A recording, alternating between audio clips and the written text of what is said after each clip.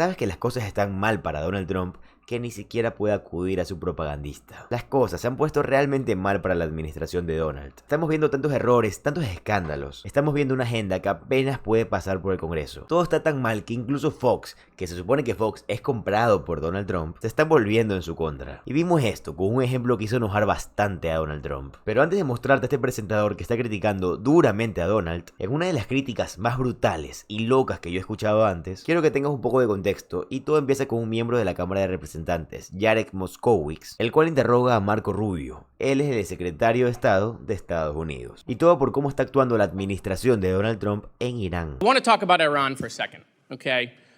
I'm deeply concerned about the language that I'm seeing from the isolationist wing of the party. And I've been kind of shocked that the administration seems to be tougher on Canada, Greenland, than they are on Iran. The Ayatollah insults our president. If the language coming from the Ayatollah was coming from Canada or Greenland or the EU, the president wouldn't stand for it. Yet he allows it from the Ayatollah.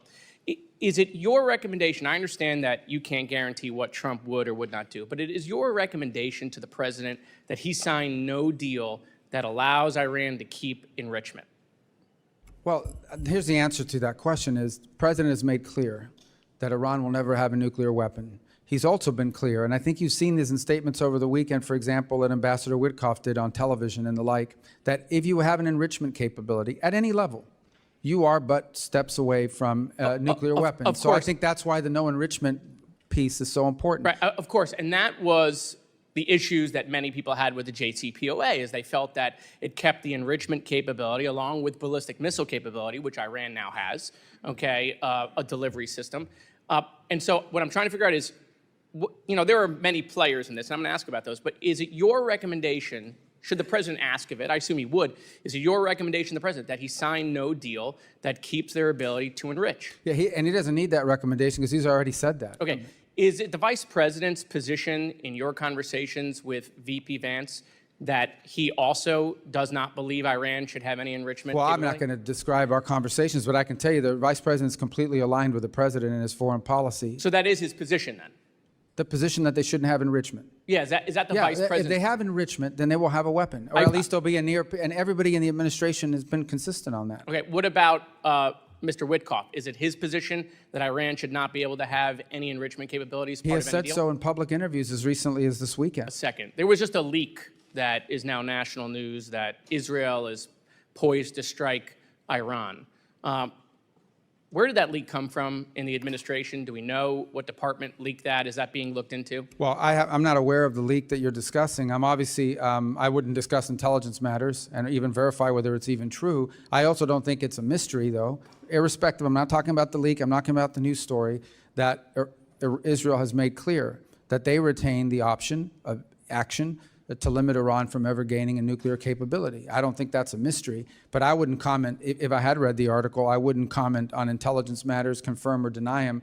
As far as leaks are concerned, I don't know. I read stuff in the news every single day that I look at and say, I don't know where these people are coming up with Well, I mean, they're given polygraph tests in FEMA to determine where leaks are coming from. That's been well reported and not disputed by anyone in the administration, that they're literally going employee, sitting them down, putting them up to a polygraph, putting them up to, an oxygen monitor, trying to test their heart rate to figure out if they're leaking to the media. Is that sort of same application that is happening in FEMA going to be applied to the National Security Team and to the State Department to figure out who is leaking?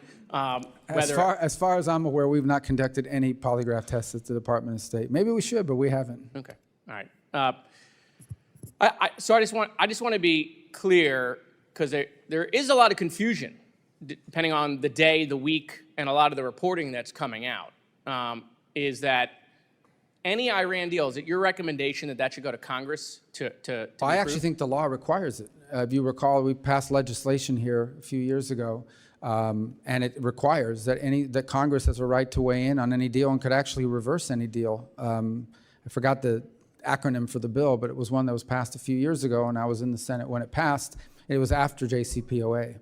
Okay. Thank you, Mr. Chairman. I yield back. Entonces, no fue un par de minutos sin respuesta de parte de Marco Rubio. La verdad no me sorprende que Marco Rubio no quiera declarar de forma oficial el daño que Donald Trump le está haciendo a la imagen de Estados Unidos con el resto del mundo. Pero esto no es una sorpresa para nadie, ¿verdad? Lo que sí sorprende es que el presentador de Fox, Mark Levin, no contuvo su crítica contra Donald Trump. Y podemos ver eso en un artículo que estoy a punto de mostrarte. Mark Levin compara las conversaciones de Trump con Irán con el apaciguamiento de Hitler. El presentador de Fox, Mark Levin, comparó las conversaciones de Donald Trump con Irán con el apaciguamiento del dictador nazi Adolf Hitler antes de la Segunda Guerra Mundial. El lunes, en una diatriba del Día de los Caídos, Levin escribió: en el Día de los Caídos, como deberíamos hacer en todos los días, recordamos a los grandes héroes que dieron su vida por nuestro país, nuestra libertad y nuestra seguridad. Por favor, tómate unos minutos de tu día en un momento de oración silenciosa para decirles cuán agradecidos estamos con ellos y sus familias. Que Dios bendiga a cada uno de ellos. Yo agradecería que es imperativo para aquellos de nosotros que nos hemos beneficiado de su sacrificio supremo, hacer lo que podamos para asegurar que nuestro país siga siendo fuerte y libre, apoyándonos en sus hombros, alzando la voz, defendiendo nuestra constitución y rechazando a quienes buscan la destrucción de nuestra nación desde adentro. También debemos rechazar acuerdos con regímenes extranjeros y grupos que buscan nuestra destrucción y ponen en peligro la misma existencia de nuestra nación y de las futuras generaciones estadounidenses. El apaciguamiento y la autoilusión le han costado a nuestra nación cientos de miles de vidas jóvenes en guerra que esperábamos evitar, especialmente en el siglo pasado, en el periodo previo a la Segunda Guerra Mundial. Hoy, con la proliferación de armas nucleares en manos de regímenes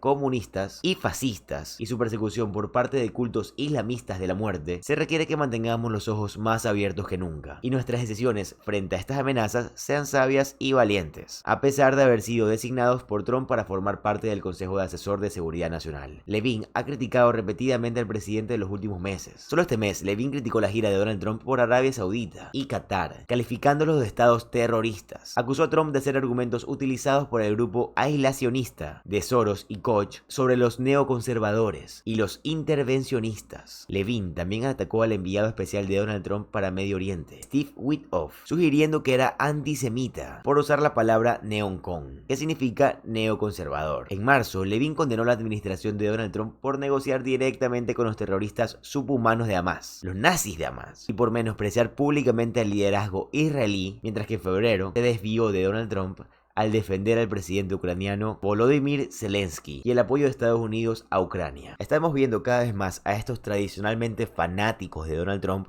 romper con esto, dejar de quererlo y dejar de apoyarlo día tras día, ya sea por su política exterior o por su gran y hermoso proyecto de ley. A los ojos de los republicanos de MAGA, la dura línea política que tiene Donald Trump es todo menos dura. Donald Trump está perdiendo apoyo por todos lados, y esa es la razón por la que ha recurrido a la intimidación, tratando de amedrentar a cualquier institución que se le enfrente. Y por supuesto, de la que más hemos escuchado últimamente es de Harvard. Chris Hayes desglosó algunos reportes y me encantaría que lo veas. Mira el clip. People all over the world desperately want to come to the U.S. to study because this country has for decades now offered the gold standard in terms of higher education globally. It's one area of just genuine American exceptionalism. And so international students are a huge boon to American universities and to the American students at those universities and all the economic activity around it. One study showed that about 1 million international students at American colleges and universities contributed more than $43 billion to the U.S. economy during the 2023 and 2024 academic year. You know all those complaints you hear from Donald Trump and lots of people about our trade deficit with China, right? We buy everything from us, they buy nothing from us. We buy everything from them, they buy nothing from us. Well, one place that we have an enormous trade surplus with the rest of the world is in higher ed. But no one in the Trump administration actually cares about that or any of this.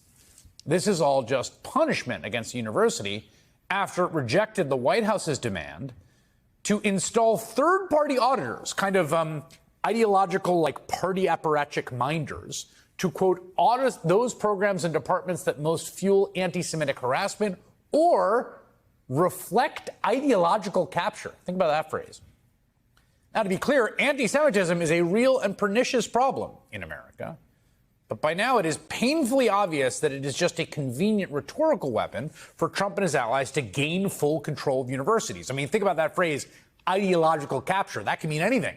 We want to control what your ideology is.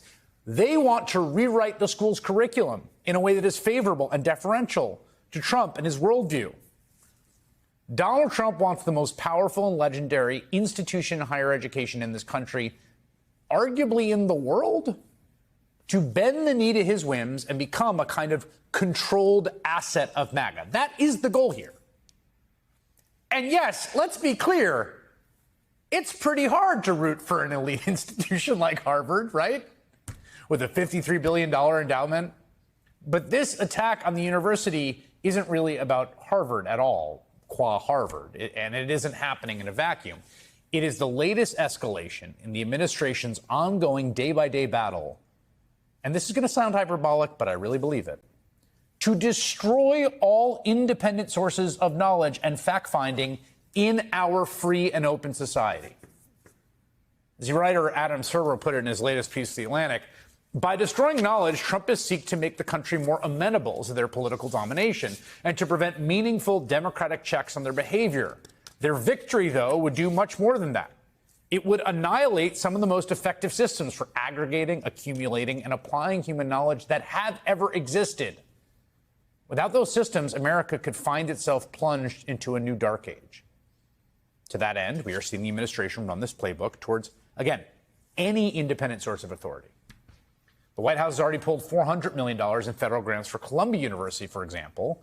It might try to claw back even more money this week after announcing trumped-up charges of civil rights violations against the school stemming from campus protests about Israel's war on Gaza. In a new piece for The New Yorker, Jelani Cobb, the dean of Columbia's journalism school, quotes one expert who taught at both Columbia and Harvard as saying, quote, "I've studied McCarthyism's impact on higher education for 50 years. What's happening now is worse."